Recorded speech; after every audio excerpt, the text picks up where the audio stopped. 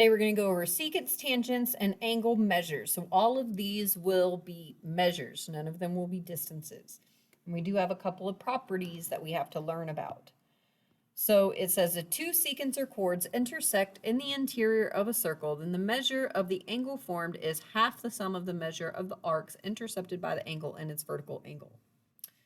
Okay, that's a lot. So here's all that that means is anytime you have two chords crossing inside of a circle, you have this guy, you have this guy, and then you have this guy. So in order to solve for x, what it did, that's orange. You, I guess I should make all this black in order to, there we go. You add these two together, so 30 plus 55, and then you divide it by 2. So you take the average. That's how you figure out what these inside. And remember that whatever this one is, this one's going to be the same thing because those are vertical angles.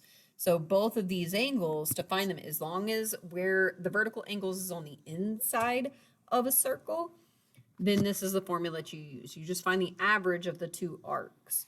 So that means that x is really, 82 divided by 2, which is 42.5 degrees. If a secant or chord and tangent intersects at the point of tangency, then the measure of each angle formed is half the measure of its intercepted arc. So this is similar to what we did on inscribed angles. This is basically sort of an inscribed angle that just happens to touch at a tangent. So it's not truly called that, but you find it the exact same way. So all you do is divide it by 2. So that means that y is 84 degrees. So just like it was with the inscribed angles. All right, so find the average is normally what happens, right? But we're finding this. So 45 is equal to the average of the two others. So x plus 28 divided by 2. So we multiply both sides times 2, which gives us 90 is equal to x plus 28. Subtract 28 on both sides. And that means that x is 62 degrees. This is the one that's kind of like the inscribed angle. So the measure of angle 3 is half of 220, or divided by 2. 220 divided by 2 is the exact same thing. So the measure of angle 3 is 110.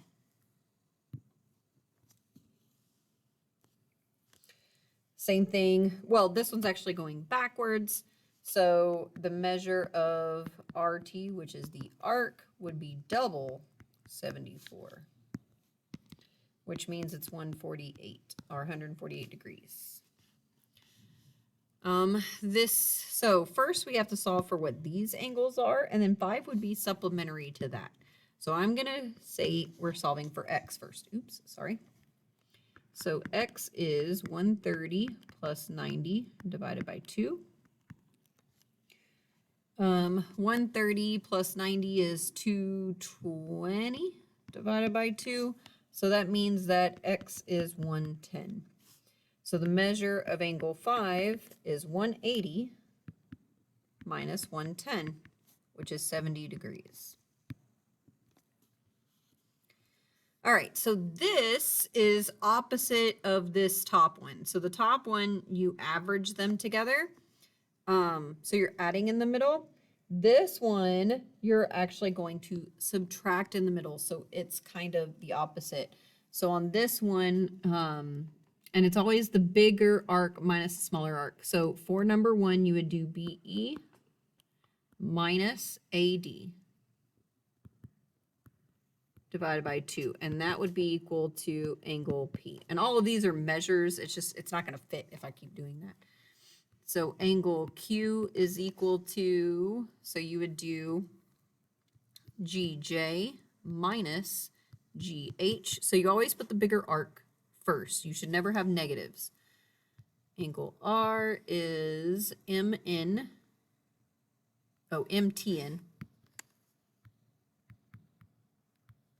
minus MN. So big arc all the way around minus the little arc all the way around, divided by 2. So that's what, it's kind of the opposite. So in the previous ones we added in the middle whenever they would cross on the inside. Well, whenever they cross on the outside, this is how you do that. So for number 1, it's 80 minus 40 divided by 2, which means it's 40 divided by 2, which is 20 degrees for the measure of angle 1. The measure of angle 2 is 160 minus 80 divided by 2, which would be 80 divided by 2, meaning that the measure of angle 2 is 40 degrees. The measure of angle 3. Okay, so if all of this is 220, then this is the remainder of the circle. So to figure that out, you would do 360 minus 220, which is 140 degrees. So we would do, for the measure of angle 3, 220 minus 140 divided by 2. 220 minus 140 is 680 divided by 2, which is 40 degrees. All right, so now they give you the 20. So 20 is equal to 70 minus, we're trying to figure out JP. That's what we don't know, divided by 2. Multiply both sides by 2. That's 40 is equal to 70 minus whatever the measure of JP is. So we're going to add, subtract 70 from both sides. And I have now run out of room. So negative 30 is equal to negative JP. So we multiply everything, which means that JP is equal to 30 degrees. I should say measure of all of that. I'm just running out of room. Okay, so this is 50. We're gonna call this inside one X and this outside one 360 minus X. I usually like to do that the other way around. I'm gonna do it this way. The big one is X, the other one is 360 minus X. Okay, so we do X minus 360 minus X divided by 2 is equal to 50. Oh, that's why we don't do it that way. It would cancel my X's. Okay, so this one's X and this one's 360 minus X. Okay, 360 minus X divided by 2 would give me 50. 360 minus 2X divided by 2 is equal to 50. Multiply times 2 on both sides. So 360 minus 2X is equal to 100. Subtract 360 from both sides. I've run out of room. That cancels. So negative 2X is equal to negative 260. And then divide by negative 2. So X is 130. And then the other one for your major arc, that's one of your measures. And then my major arc, what's it say? Major LN. It really should have a point out here. That doesn't, whatever. Major LN would be 360 minus 130, which would give me 230 degrees to make 360 for both. Alrighty, so this one gives you all the measures except for this guy. So in order to find that one, you would just subtract all of them from 360. We need to find this one.